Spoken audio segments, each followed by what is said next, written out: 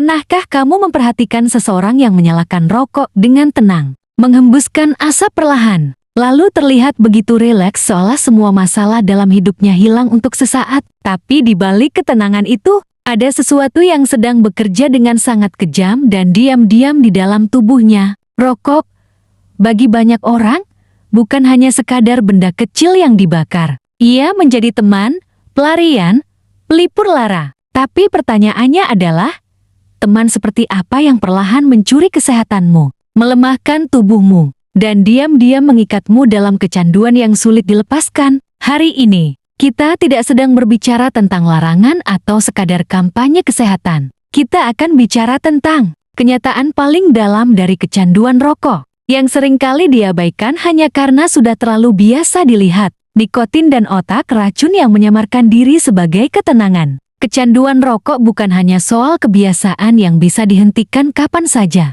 Di dalam sebatang rokok, terdapat zat bernama nikotin, yang merupakan salah satu zat paling adiktif yang pernah dikenal manusia. Begitu nikotin masuk ke tubuh, ia langsung menuju otak, memicu pelepasan dopamin, zat yang membuatmu merasa senang, rileks, dan nyaman. Tapi ini bukan kenyamanan alami. Ini kenyamanan yang dipicu secara paksa. Seperti seseorang yang membuatmu tertawa, hanya untuk mencuri dompetmu saat kamu lengah. Otak yang terus diberi nikotin akhirnya terbiasa. Ia menjadi ketagihan. Dan disinilah perang dimulai. Kamu tidak lagi merokok untuk menikmati, tapi untuk menghilangkan gelisah. Kamu tidak lagi ingin merokok, tapi tubuhmu sudah butuh. Tubuh yang diserang perlahan saat paru-parumu menjadi abu. Setiap hisapan rokok mengandung ribuan zat kimia. Di antaranya, arsenik racun tikus, formaldehida pengawet mayat, karbon monoksida gas yang bisa membunuhmu dalam satu ruangan tertutup. Dan kamu menghirup semua itu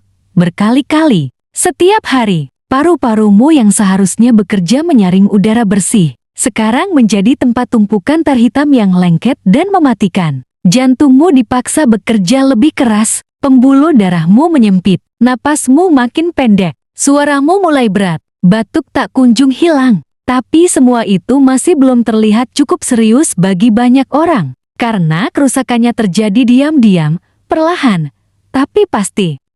Bahaya jangka panjang, kamu tidak mati seketika, tapi perlahan kehilangan segalanya. Rokok tidak membunuhmu dalam sehari. Ia membuatmu kehilangan hidup sedikit demi sedikit. Diawali dari stamina yang menurun, susah fokus, lalu mulai sering batuk, cepat lelah, susah tidur, lama-kelamaan muncul nyeri dada, tekanan darah naik, dan jika diperiksa lebih lanjut ternyata jantungmu sudah terancam, paru-parumu sudah kehilangan fungsinya, dan sel-sel tubuhmu mulai bermutasi jadi sel kanker. Beberapa orang baru sadar saat melihat hasil ronsen yang menunjukkan paru-parunya menghitam. Beberapa orang baru panik saat napasnya tersengal-sengal hanya karena berjalan beberapa meter. Dan yang lebih menyakitkan adalah mereka yang hanya bisa berbaring di rumah sakit sambil menyesali satu hal. Andai saja aku berhenti lebih awal, rokok membunuh lebih dari satu orang. Yang kecanduan mungkin kamu, tapi yang ikut menderita bisa jadi seluruh keluargamu. Istri yang menghirup asapmu,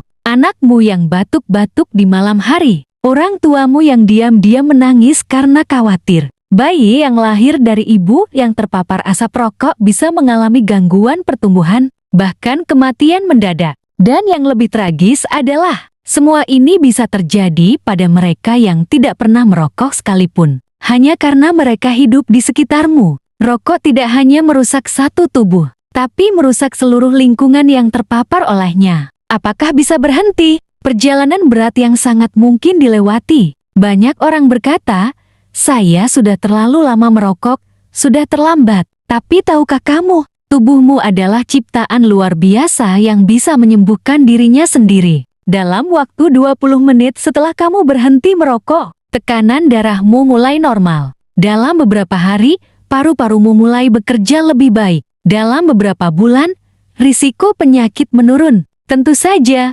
berhenti bukan hal yang mudah, tapi bukan berarti mustahil. Dengan dukungan, pengobatan, terapi, dan niat yang kuat, sangat banyak orang yang bisa sembuh dari kecanduan ini, dan mereka hidup lebih bebas, lebih segar, dan lebih tenang tanpa rokok. Kamu hanya perlu mengambil langkah pertama, lalu bertahan, lalu terus berjalan. Setiap batang rokok yang kamu tolak hari ini adalah satu langkah menyelamatkan hidupmu di masa depan. Berhenti memang tak mudah, tapi jauh lebih baik daripada terlambat. Jika kamu setuju, jangan lupa like, share video ini untuk orang yang kamu sayangi, dan subscribe untuk konten edukasi bermakna lainnya.